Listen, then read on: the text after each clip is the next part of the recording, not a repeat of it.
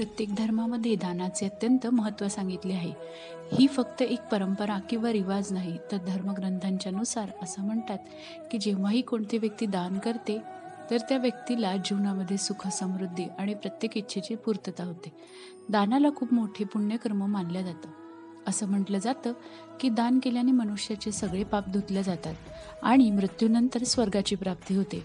धार्मिक स्थानांवरती तर दान केल्याने त्याचे पुण्य कितीतरी पटीने वाढते. घरी आलेल्या कुठल्याही व्यक्तीला किंवा भिक्षुकीला आपण कधीही रिकाम्या हाताने पाठवायचं नाही. शास्त्रानुसार जर तुम्ही खाली सांगितलेल्या लोकांना रिकाम्या हाताने पाठवलं तर तुमचं भाग्य हे दुर्भाग्यामध्ये बदलू शकते. घरामध्ये दोष निर्माण होऊ शकतो. चला तर जाणून घेऊया की असं कोणते लोक आहेत की ज्यांना आपल्याला कधीच आपल्या घराच्या दरवाजापासून खाली हात पाठवायचा नाहीये. पण त्याआधी आपला व्हिडिओ जर तुम्हाला आवडला तर लाईक करा आणि कमेंटमध्ये श्री स्वामी समर्थ नक्की लिहा. 1. अपंग आणि विकलांग किंवा लाचार व्यक्तीची मदत नेहमी करा. ते जर तुमच्या दारापुढे आले तर त्यांना खाण्यापिण्यासाठी किंवा काही मदत हवी आहे का ते सन्मानपूर्वक विचारा. ज्योतिषशास्त्रानुसार अशा व्यक्तींना मदत करणे शनिग्रहाचे कारक मानले जाते. त्यांना दान केल्याने तुम्ही शनिग्रहाच्या प्रकोपापासून नक्कीच वाचू शकता. ज्योतिषशास्त्रामध्ये सांगितलं जातं की शनी दोष ज्या व्यक्तीच्या जीवनात आहे त्यांनी अशा लोकांना जर मदत केली तर शनिदेव प्रसन्न होतात. दुसरं म्हणजे तृतीयपंथी किंवा किन्नर. जर तुमच्या घराच्या दरवाजापुढे, कार्यालयापुढे किंवा दुकानापुढे किन्नर काही मागायला आले तर त्यांना कधीच खाली हात पाठवू नका. असं म्हटलं जातं की किन्नरांना दान केल्यामुळे कुंडलीतल्या बुधग्रहाचा दोष हा निघून जातो. एवढेच नाही तर जर तुम्ही त्यांच्यासोबत दुर्व्यवहार केला तर त्याचा परिणाम आपल्या जीवनावरती नक्कीच पडतो. त्यामुळे त्यांचा कधीही अपमान करू नका. जर तुम्हाला त्यांना दान नाही द्यायचं आहे तर त्यांना प्रेमपूर्वक दुसरीकडे कुठे मागायला सांगा.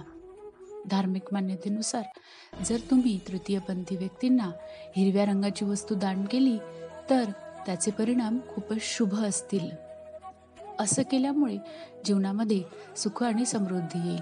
बुध ग्रहाला भाग्याचा कारक मानतात. त्यामुळे तुम्हाला जर जमत असेल तर नक्की करा. पुढची व्यक्ती आहे ती म्हणजे आपल्या घरातली मुलगी. तुमच्या घरातली मुलगी लग्न करून आपल्या सासरी जाते आणि त्यानंतर जर ती माहेरी येत असेल, आपल्या घरी येत असेल तर तिचा कधीच अपमान करू नका. तिला काय हवं नको ते विचारा. आपल्या आयुष्यातून 2 घटका काढून त्यांच्याशी शांततेने बोलून त्यांना काही अडचण असेल तर विचारा आणि त्यांनी काही मागणी केली तर नक्कीच द्या. घरातल्या मुली ह्या लक्ष्मीच्या स्वरूप असतात. त्यामुळे जर तुम्ही असं केलं तर माता लक्ष्मी तुमच्यावरती प्रसन्न होईल आणि जर असं नाही केलं तर तुमच्या घराकडे लक्ष्मी माता कायमची पाठ फिरवू शकते. चौथे लोक म्हणजे संत महात्मे. ज्योतिषशास्त्रानुसार जर कधी तुमच्या दरवाजापुढे कोणी संत साधू आले तर नेहमी त्यांच्यासोबत प्रेमपूर्वक वागा. यथाशक्ती सन्मानाने त्यांना दान करा. त्यांचा आशीर्वाद मिळवा. आपल्या दरवाजामधून त्यांना कधी खाली हात जाऊ देऊ नका. जर असं झालं तर तुम्ही त्यांचा अपमान करू नका, नाहीतर तुम्हाला जीवनामध्ये दुःख भोगायला लागू शकते. भिकारी. तुमच्या दरवाजापुढे भिकारी आला तर त्याला कधीच रिकाम्या हाताने पाठवू नका. पैसे नाही तर खाण्यापिण्याची वस्तू पण तुम्ही त्याला देऊ शकता.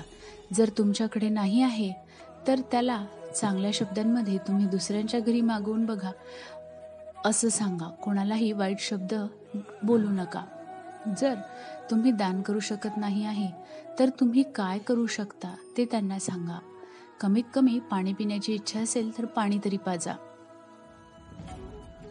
भरपूर वेळा होतं असं की आपण सगळं काही करतो पण जीवनामध्ये तरीही काहीतरी दुःख कमी होण्याचं नावच घेत नाही. त्यामुळे तेव्हा आपल्याकडून ही अशी तर काही चूक झाली आहे नाही ना हे लक्षात ठेवायचा प्रयत्न करा आणि कधी गरजू व्यक्तीला नेहमी मदत करा. श्री स्वामी समर्थ.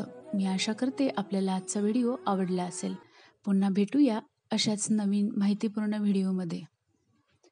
धन्यवाद.